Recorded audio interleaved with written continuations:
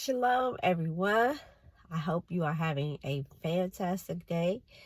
Um, you know, there is something that's been on my heart, and I think I made a community post where my husband, he really prayed for me to start to do more content and speak more about mental health and how it is affecting our walk. And when you are a leader in any capacity, you deal with people and their mental health. And we have a lot of people sitting in assemblies, that are part of groups, whatever, and they are mentally unhealthy.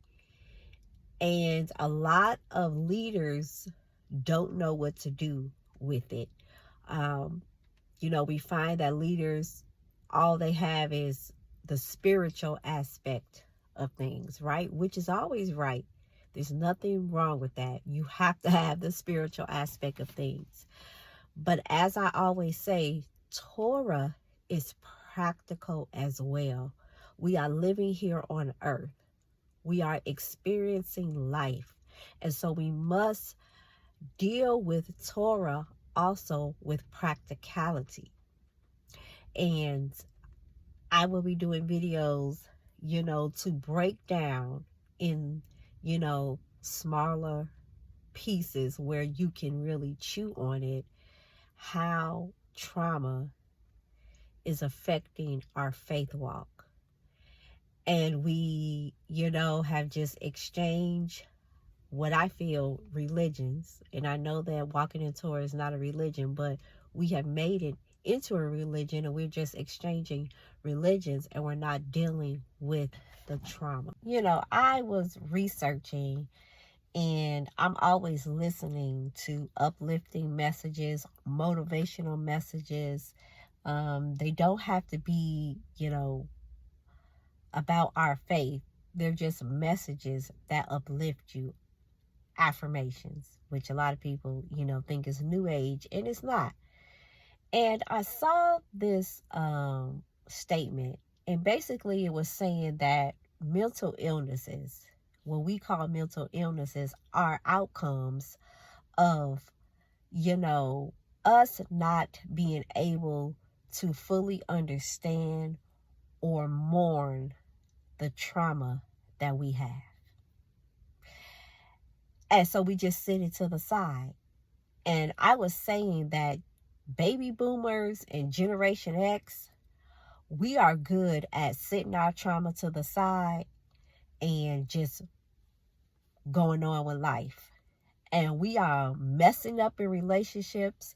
We are picking the wrong people. And we've just said, hey, life is tough. Suck it up. And although life is tough, and although you have to move on, there's a way to move on that we have not dealt with. Baby boomers, Generation X, I'm dealing with those two generations right now, because the millennials, I hand it to the millennials because they are the ones that's saying something is wrong. Something is definitely wrong. And we need to fix it. Having money, having your careers, traveling is not fixing your mental health.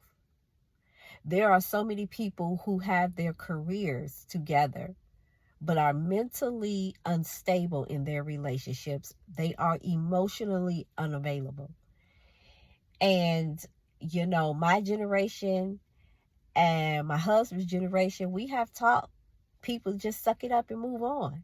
But we crazy. And I'm using that word because, I'm just trying to capture your attention, but it's a serious thing. We are not mentally healthy.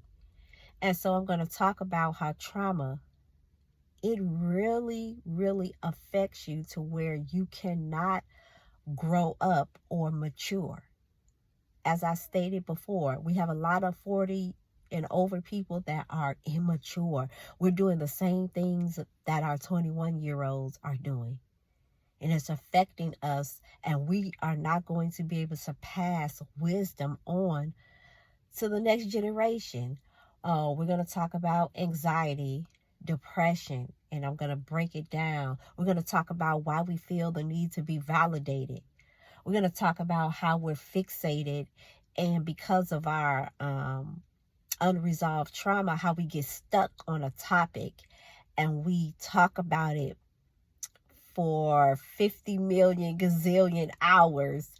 And I could just tell that somebody's mental illness has really kicked in, and they are fixated, on this thing, like obsessed, and they don't have anything else to talk about, right? And in that moment, they are driven. And I have to explain that better because I know a lot of people may not understand, but you can see it.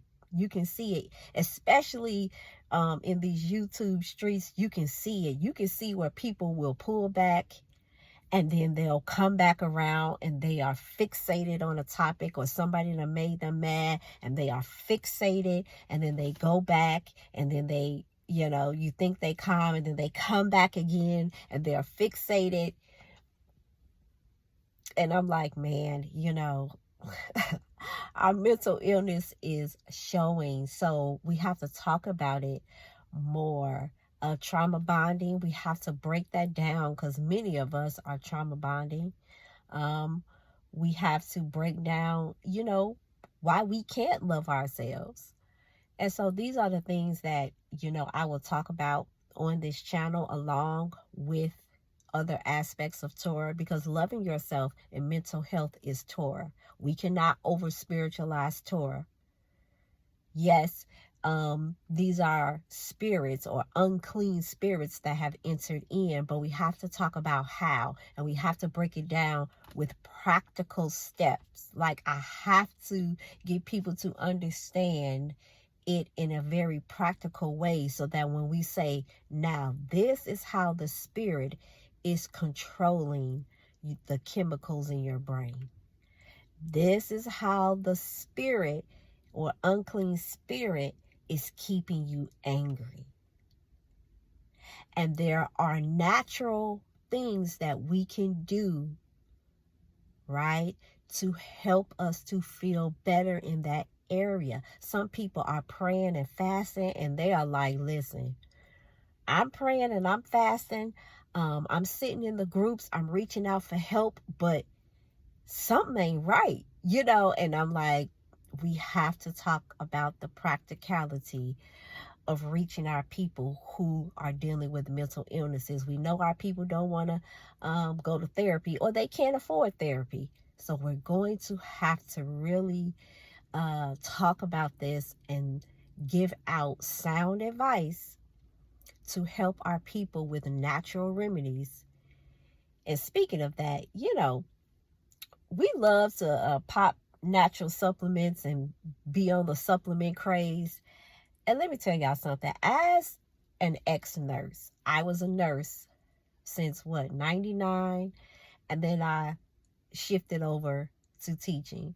So as a nurse for so many years, in this awakening, and in people awakening to eating right and changing their diet, listen, you cannot keep changing supplements every 2 weeks. You're going to have to stick with a regimen for a while to see how it is really doing. You cannot stick with something for 2 weeks and then add some more and then change up. And now I'm not taking that. And now I'm spending $59.99 per month on these supplements. And no, you're going to have to stick to a routine and a regimen for a while so that you can see if you're really getting the benefits or if that's what you need. And that's what I'm talking about, how our trauma will even drive us to even that aspect. Like, we can't understand that you cannot jump from supplement to supplement to supplement. You're going to have to stick with a routine, stick with a few supplements, and see how it does. But our mental health won't let us. And it's so much to this, and again, I am not an expert. However, my background in this is for real. So we'll talk about that as we dive into segments of our mental health. So you're going to see, and it's going to be titled Mental Health or Trauma And we're going to pick one aspect of mental health and kind of dig into it, so that even if you are on the right road, you can begin to understand how to minister to someone else, because that's the problem. We are not ministering to people in the way that they need to in the 21st century. We are not back in biblical times. We are in the 21st century. And we need to deal with our people in a way that they can receive what the Most High wants for them in this age and in this dispensation, and learn how to minister effectively. All right? Because I'm so tired of people just talking about some praying and we gonna fast, and they like, that is not working. And I said, and I know it's not gonna work. It's not gonna work until you do this first. That person's mind is racing, got 50,000 thoughts. They have suicidal thoughts. Their chemicals is up and down, and you telling them to fast and pray, and they cannot even focus. They can't even remember what you said. They're so full of anxiety and depression. And there's a way that you must deal with that first. All right? So we're going to talk about that.